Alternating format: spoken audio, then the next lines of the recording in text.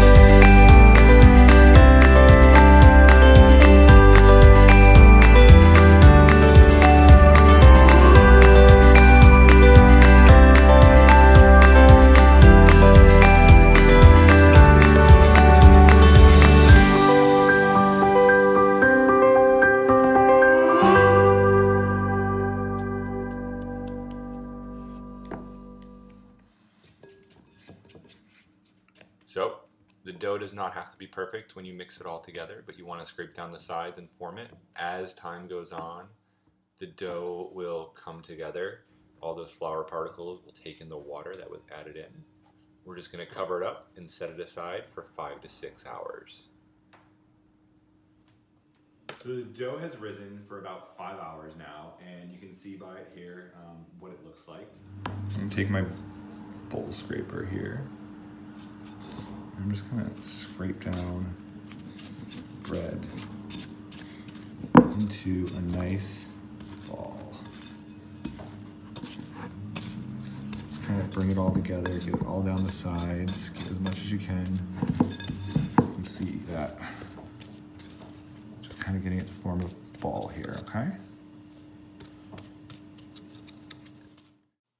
So we've preheated both the Dutch oven and the oven to 450 degrees.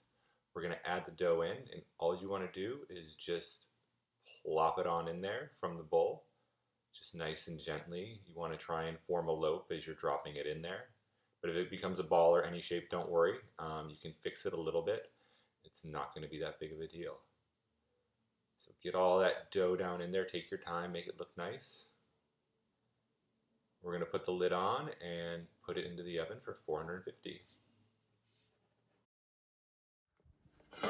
30 minutes later, you want to remove the lid, and the bread should be starting to look a little bit brown. So it's been an hour, 30 minutes with the lid on and 30 minutes with the lid off on my bread. Let's check it out and see what it looks like.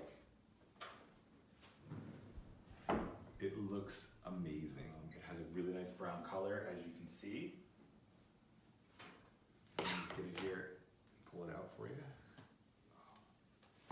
It'll just pull right out of there. You don't need to use anything on the bottom of the Dutch oven. Comes out.